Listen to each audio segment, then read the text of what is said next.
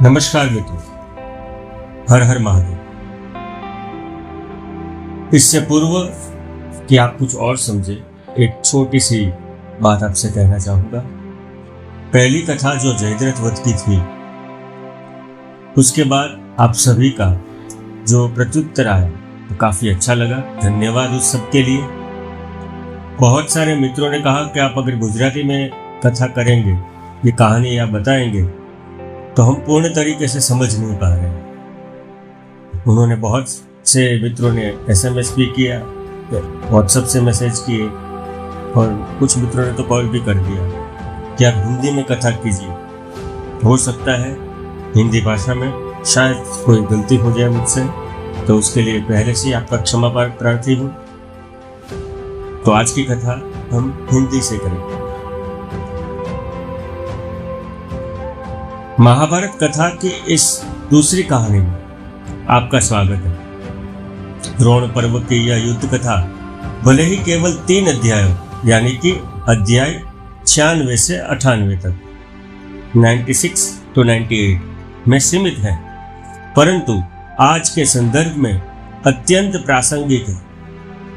1 वर्ष पहले पहलगाम में हुए हमले में हमारे निर्दोष नागरिकों की पाकिस्तान प्रेरित आतंकियों द्वारा निर्मम हत्या की गई थी, जिसका उत्तर भारत ने अत्यंत संतुलित और प्रभावशाली तरीके से दिया है। इस घटना और आज की महाभारत कथा में क्या समानता है, यह आपको इस कथा में समझ आ जाएगा। मैं विनय पंड्या सिफर महाभारत कथा की इस दूसरी कहानी में आपका पुनः स्वागत करता हूँ और प्रस्तुत कर रहा हूँ घटोत्कच और अलम्बुश का युद्ध। कुरुक्षेत्र का युद्ध अपने 10 दिन पूरे कर चुका था और अब वह उस बिंदु पर पहुंच चुका था जहां केवल बल पर्याप्त नहीं था। भीष्म के पतन के बाद कौरव पक्ष की कमान अब द्रोणाचार्य के हाथों में।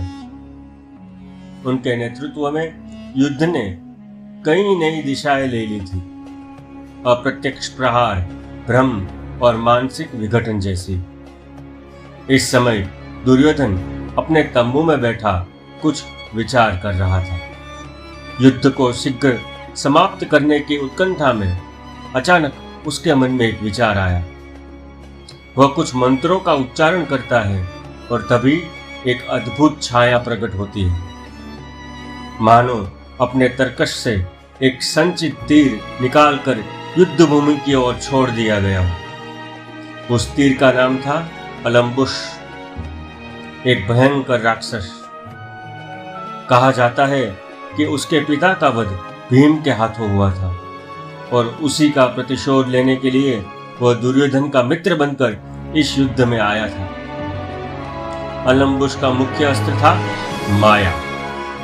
महाभारत उसका परिचय इस प्रकार देता है: भीम कर्मा महाकायो राक्षसः क्रूरदर्शनः आलम्बुषः समाख्यातो मायावी समरे भवत। उसका आगमन शस्त्रों से नहीं बल्कि ऐसी उपस्थिति से था जो समझ को ही धुंधला कर दे। इस प्रकार दुर्योधन अपने तरकश का एक अचूक तीर पांडवों की ओर छोड़ चुका था। अब शुरू होती है यहां से अदृश्य युद्ध की शुरुआत। रणभूमि में सैनिक युद्ध कर रहे थे, पर अचानक कुछ बदल गया। शत्रु दिखाई नहीं दे रहा था, पर आक्रमण महसूस हो रहा। जहां जल था वहां स्थल, और जहां स्थल था वहां जल। आकाश से अग्नि वर्षा होने लगी, दिशा भ्रम उत्पन्न हो गया, अपना पराया का भेद मिट गया। महाभारत कहता है: अदृश्यो नाना रूपश्च समरे स बभूवः मोहेन महता युक्तान अकरोत पांडवास्तदा। अलम्बुश अदृश्य हो गया था, वह अनेक रूपों में बिखर गया था। सैनिक अब शत्रु से नहीं, अपने ही भ्रम से लड़ रहे थे। प्रारंभ में किसी को कुछ समझ नहीं आया, कोई किसी को पहचान नहीं पा रहा था। पहचान तो नाम भूल जाता था। मित्र शत्रु प्रतीत होते थे और शत्रु मित्र। कठिन प्रयासों के बाद पांडवों को यह समझ आया कि कोई साधारण स्थिति नहीं है, बल्कि कोई विचित्र मायावी आक्रमण है। इस युद्ध के लिए केवल बल पर्याप्त नहीं था। अर्जुन के बाण और भीम की गदा भी निष्फल हो गए। जब समझ ही नहीं आ रहा हो तो प्रहार किस पर करें? पांडवों को आवश्यकता थी ज्ञान युक्त बल की। तब भीम अपने पुत्र घटोत्कच का स्मरण करते हैं। घटोत्कच का प्रवेश एक काउंटर फोर्स के रूप में पांडव समझ चुके थे कि यह एसिमेट्रिक वॉरफेयर है। घटोत्कचो महातेजा भीमसेन सुतो बली अभ्यद्रवत यत्तदा युद्धे आलम्बुष उपस्थितम। घटोत्कच और अलम्बुष इस प्रकार आमने सामने आ जाते हैं और प्रारंभ होता है माया बनाम प्रतिमाया का युद्ध। अलम्बुष पुनः माया फैलाता है, उसकी उपस्थिति फिर से बिखर जाती है। घटोत्कच अपनी माया से उसकी माया को भंग कर देता है। अलम्बुष पुनः और अधिक जटिल माया रचता है, अदृश्य, अनिश्चित, अस्थिर। इस बार घटोत्कच तुरंत प्रतिक्रिया नहीं देता। वह ध्यानपूर्वक उसका निरीक्षण करता है और फिर वह प्रहार करता है उसकी माया पर। तस्य माया महाघोराम घटोत्कचो विनाशयत विद्यया मायया चैव तम राक्षस सम्मोहयत। द्रोण पर्व अध्याय 97। जब पांडवों का भ्रम टूटता है तो वे देखते हैं अब युद्ध भूमि पर नहीं, आकाश में युद्ध हो रहा था। तो गगने समासाद्य राक्षसो भीम विक्रमो युद्धसा में दतूर घोरम दिव्य माया समन्वितम। संध्या के बाद भी युद्ध आज तो जारी था। रात्रि में राक्षसों की शक्ति और बढ़ जाती है। आलम्बुष वराह बनता है तो घटोत्कच वृषभ, वह सिंह बनता है तो घटोत्कच हाथी। क्षण में सूक्ष्म, क्षण में विशाल, क्षण में यहाँ, क्षण में वहां और क्षण में कहीं भी नहीं। मानव बुद्धि के परे दृश्य उपस्थित हो रहे थे, पर अब अलम्बुष की शक्ति धीरे धीरे धीरे क्षीण होने लगी थी। उसकी माया प्रभावहीन होने लगी। क्षीण मायो भवत् तत्र राक्षसः स निशाचरः व्यथितश्चा भवत युद्धे घटोत्कचर बलार्दितः। अब अलम्बुष को समझ आने लगा कि उसका प्रतिद्वंदी केवल शक्तिशाली ही नहीं, बल्कि स्थिर बुद्धि वाला भी है। घटोत्कच उचित क्षण की प्रतीक्षा कर रहा था और जब वह क्षण आया वह आगे बढ़ा।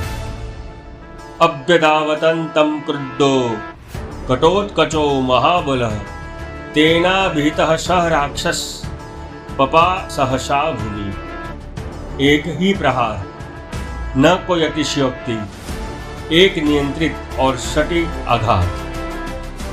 हतः स राक्षस श्रेष्ठो घटोत्कचेन संयुगे।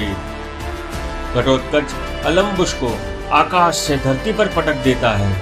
रणभूमि पुनः शांत हो जाती है। न कोई विजयी घोष, केवल युद्ध आगे बढ़ता रहा।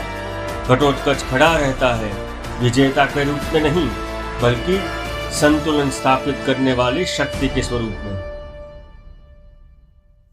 यह घटना संक्षिप्त है, महाभारत में भी बहुत छोटी सी है, परंतु उसमें गहराई अपार है। अलम्बुष पराजित हुआ क्योंकि वह माया रचता था, पर उसे नियंत्रित नहीं कर पाता था। घटोत्कच विजयी हुआ क्योंकि वह माया को समझता था और उससे परे रह सकता था। कुरुक्षेत्र का यह युद्ध सिखाता है केवल शक्ति पर्याप्त नहीं होती, उसका नियंत्रण ही विजय सुनिश्चित करता है। ऑपरेशन सिंदूर इस सिद्धांत का आधुनिक उदाहरण है। भारत ने केवल आतंकियों को ही लक्ष्य बनाया और सामान्य नागरिकों को हानि न पहुंचे उसका ध्यान रखा। यह नियंत्रित शक्ति का अंतर है। इसलिए महाभारत का यह प्रसिद्ध श्लोक आदि पर्व वाला, धर्मे च अर्थे च कामे च मोक्षे च भरतर्षभः, यदि हास्ति तदन्यत्र यने हास्ति न तत्क्वचित्, यह दर्शाता है कि जीवन के 4 पुरुषार्थ यानी धर्म, अर्थ, काम और मोक्ष से संबंधित समस्त ज्ञान महाभारत में समाहित है। जो यहाँ है वह अन्यत्र भी है और जो यहाँ नहीं वह कहीं नहीं। आशा करता हूँ आपको आज की कहानी अच्छी लगी होगी। ऐसे ही और कहानियों के लिए लाइक, सब्सक्राइब, शेयर जरूर करें और हाँ, कमेंट करना ना भूलें। आपके कमेंट्स हमारे लिए एक प्रेरणादायक होते हैं। किसी भी जगह पे अगर कोई त्रुटि रह गई हो उसके लिए मैं क्षमा प्रार्थी हूँ। धन्यवाद। हर हर महादेव।